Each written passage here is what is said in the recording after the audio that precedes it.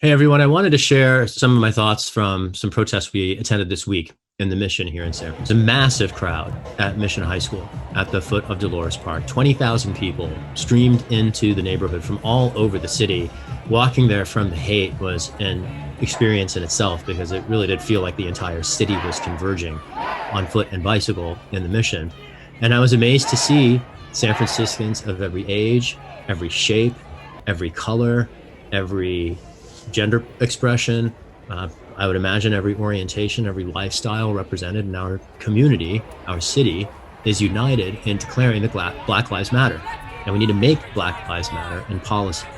I was proud of my neighbors for coming out in such diverse force, and I'm quite committed and sure that everybody else shares the commitment to continue doing so until we get a justice. One young participant I was especially excited to meet is a young man by the name of Michael Houston. And you might have seen him. There's a clip of him being arrested in Oakland a few nights before. I was in Oakland the preceding Friday, where he was arrested while thanking some folks who were being arrested. Check out this clip. Thank you. From the bottom of my 24-year-old heart, thank you. I'm 24, and this is my second protest. This is the second time I ever experienced anything like this in my life. I can only imagine what my grandmothers, what my grandfathers, what my ancestors have been through. And we'd like to thank you for your allyship. We'd like to thank you for your time. We'd like to thank you for standing up for what is right against the institution that was designed to kill and to catch Black people. Thank you for your support. All power to the people. All power to the people. Black Lives Matter. Black Lives Matter. Sir, are you with media? Black Lives, yes, I'm with media. I'm with media. I'm with media. Ma'am, I'm fine. Ma'am, I'm Black. I'm with media. I'm fine. Ma'am, I'm Black. I'm doing what I have to do. I'm giving moral support. I'm not over there. I'm not inciting violence. I'm simply giving moral support to people who are in fear. Please leave me alone, ma'am. You don't understand what it means to be Black in this country. So I ask that you respect my space. I ask that you respect my vocals. I just ask that you just that. I understand. And I'm fine. I'm fine, man. This is the media area. I'm part of the media. That's why I asked you. I'm part of the media, absolutely. But you see how everyone else has their credentials out? Yeah, absolutely. I'm part of the media. Okay. I'm Black, ma'am. Let me just speak to my people. That's it. I'm not inciting no violence, please. So there's a curfew order. There's a curfew order. I understand. I need you to I'm step Black. over here. I'm Black every day.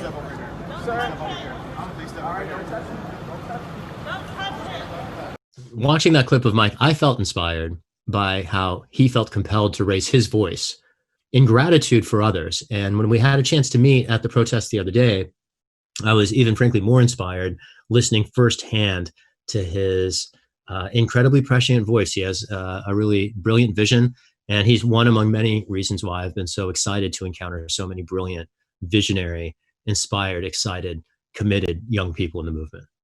Was its positivity and the fact that you were ultimately showing gratitude for people, and it particularly exposed the hypocrisy of the arrest, right? It's ironic to arrest someone for giving someone else thanks. Exactly. Do you want to talk about any of that? Yeah, absolutely. The arrest signifies what we've been fighting for, the oppression of freedom. And the oppression, obviously, of Black people and Black people fighting for their freedom as a human right. So sometimes it's perplexing. It's like, man, we have to fight worldwide for a basic human right. Yet the world loves us. They love us. Culturally, fashion, music, art, everything. But yet they don't treat us with respect. And that's the issue. What happened Sunday. Co-opt Black culture, but don't respect Black lives. No, yeah, absolutely. Yeah. Absolutely. And just, rioting and looting, happened in Africa. So it's funny that it's happening here in America, and some people look at it as like, oh my God, it shouldn't have happened. It's like, well, revolution throughout history, American Revolution, French Revolution, Haitian Revolution, every kind of revolution, there is some kind of violence, because white supremacy and the system is a force that latches on. It's like a leech, and in order to pull a leech off, you have to really yank. You have to do whatever you can kind of do to get under the suckers so they can latch off. And a revolution of this magnitude requires multiple angles, from reform of police, education reform, jobs, economics, housing, direct action, exactly everything, in order to remove the leech that is racism and white supremacy. So that's real. Happened, yeah. Do you want to share anything about, like, you were just mentioning that the looting took place a long time ago, and it is striking when people respond to the scale of the property destruction in the last week, given the scale of the property destruction in the last half millennium, and the thefts going back for generations from black people, seems to me to vastly eclipse any amount of infinitesimal property destruction that we may have seen in the last week. Do you want to contrast anything there at all? Yeah, it's just that simple, right? It's if you look at the museums in Europe that has multiple African artifacts, and African countries had to almost beg and plead, or was told outright, no, you can't have these artifacts that we stole and that we looted from you guys. So again, the stuff that is happening here, it isn't in no way of comparison to what happened historically. This right here is in response to what's been happening to black people since, centuries, right? So the Republic. Yeah, exactly. So, again, Target CEO came out with a great statement, beautiful statement, and that's the kind of support we need. Understanding, like, okay, you are a corporation, your corporation will survive. It's okay. You understand? It's anger, it's violence. Some of it is anarchy, 100%. Well, I'd even push back. I mean, property destruction and violence, and the connection between those two concepts is somewhat attenuated. Yeah. Like, violence is harming people. Yeah. Yes. Harming things. Yes. Is that violence? Yes, exactly. Not fair to me. And that's how the naysayers, again, as I mentioned in the speech that I just gave, the 4 black girls in Birmingham, Alabama, who died, who were murdered, the church burned down. Tulsa, Oklahoma, one of the many black Wall Streets in the nation, was rioted and looted. People were murdered, even out by the dozen. By the dozen, exactly. Even out in my home state, my home city, New York City, Central Park was the site of a affluent black town. And look at it, it's a park. So these are things people forget. I did not know that history of Central Park before Olmsted made the Before park. that entire area was an affluent black neighborhood. Like the Fillmore. Yeah, exactly. In the South, there was many black towns. Again, rioted and looted. So what's happening out here is like, okay, okay, people are not being murdered at the rate that was back then. So.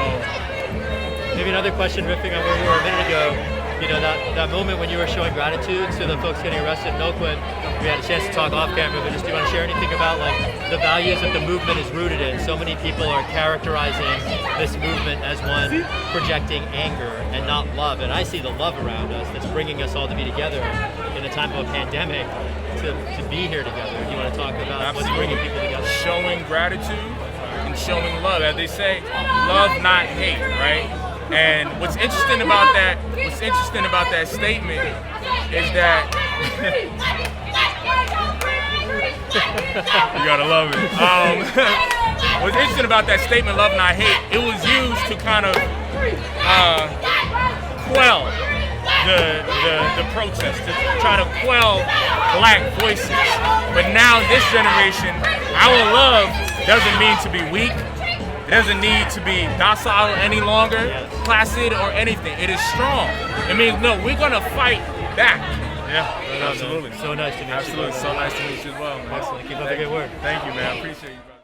We were out in the streets the other day for several hours and had actually at one point hoped to live stream from the event itself, but there were so many people, thankfully, that the cell signal was jammed and we weren't able to get video out from the ground. But we did record interviews with a number of people who participated and look forward to sharing their voices with you in their words. I am here representing Veterans for Peace. We have thousands of members. We were formed in 1985 at the height of the Cold War. Many veterans were terrified at the escalation of nuclear arms, and that association has remained strong. And every time that there's a national crisis that comes up, we are on the forefront of trying to address that issue and that problem. We had Veterans for Peace at Standing Rock. We had Veterans for Peace at Occupy Wall Street. And here we have Veterans for Peace protesting the vicious police brutality that is going on day and night throughout our country. I'm out here to support Black Lives Matters. I am devastated by the George Floyd case, along with all the other multiple black men and women that have been murdered by the police. I'm an immigrant. These rights are important for the entire world. Please join the support. Black Lives Matter. Being a good person, being a good American, and being a good ally meant that I should come out here today. Right on. I'm glad you did. Good to see you, brother. Yeah, thanks. Good to see you too. Right on. I'm out here because the things that I'm seeing in the news and the media it's scaring me, and scared to see what's happening to my society. And I feel like, looking back, hopefully a few years from now things turn out okay. I want to look back and know that, just feel it in some way selfishly maybe, that I made a difference, even if it just means showing up here. Fuck the police. Right on. Thanks for being out here, brother. Thank you. We're here to listen and show our solidarity and support and just come together as a community. SF has a lot of problems with racism, and it's time that we address it and talk about it and show up in the same way we show up for Pride, show up in the same way that we show up for all these issues that we care about, and why can't we all show up together? Right on. Thank you so much for being here. So this week's protests have not been my first, and I suspect they won't be my last. But we need to keep asking the question through all this as San Franciscans: where in the hell is Nancy Pelosi as our nation is on the brink of devolving into a fascist state? Exactly who does the speaker speak for? From what I can tell, it's not San Francisco. And I'm eager to represent our city in Congress. And I'll see you in the streets in the meantime.